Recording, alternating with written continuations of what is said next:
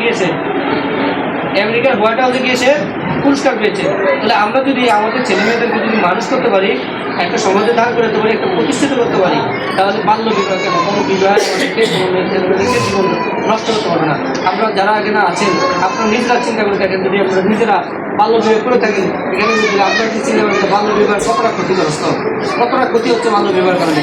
মাদক একটা সমাজ নষ্ট হচ্ছে, নারী নির্যাতন, শিশু নির্যাতন আমরা দেখেছি। আমাদের দেশটা আসলে আমরা এই দেশের নাগরিক জন্মগ্রহণ করে আমরা মনে হয় দোষ হচ্ছে আমাদের।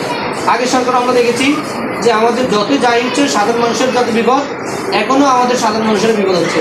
আমরা কখনো দেখি না যে কাস্টমকে একটা বাস আটকে রেখে বাসের থেকে লুটপাট করছে, ডাকাতি হচ্ছে। এই চট্টগ্রাম কাস্টম কয়েকদিন আগে আমরা মিডিয়াতে দেখছি কিনা তার জন্য নারী নির্যাতন হচ্ছে, শিশু নির্যাতন হচ্ছে, যেখানে সেখানে নারীদের লাঞ্ছিত করা হচ্ছে।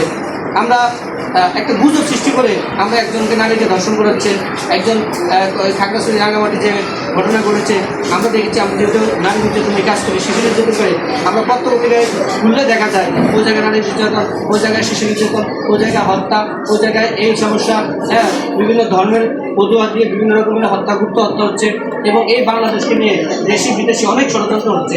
এবং আমরা আমাদের সন্তানকে যদি আমরা সেভাবে লক্ষ্য রাখতে পারি, গুরুত্ব দিতে পারি, তাহলে কিন্তু আমাদের এই সমস্যা থেকে আমরা বেরিয়ে আসতে পারবো। আজকে আমাদের যে বাংলাদেশের এই আমরা আশা করেছিলাম সবাই যে 5 আগস্ট পরে বাংলাদেশটা একটা আদর্শ বাংলাদেশ হিসেবে গঠিত হবে, কিন্তু আমরা সেটা কি দেখছি? আমরা বাংলাদেশের নতুন কিছু দেখছি না। পুরো আগে যা ঘটেছে তার চেয়ে আগে দ্বিগুণ বেশি এই বাংলাদেশে আর সমস্যা হচ্ছে। প্রতিনিয়ত দর্শন হচ্ছে, প্রতিনিয়ত নারী নির্যাতন হচ্ছে, শিল্প কারখানা বন্ধ হয়ে যাচ্ছে, মানুষ লক্ষ লক্ষ মানুষ বেকার হয়ে যাচ্ছে।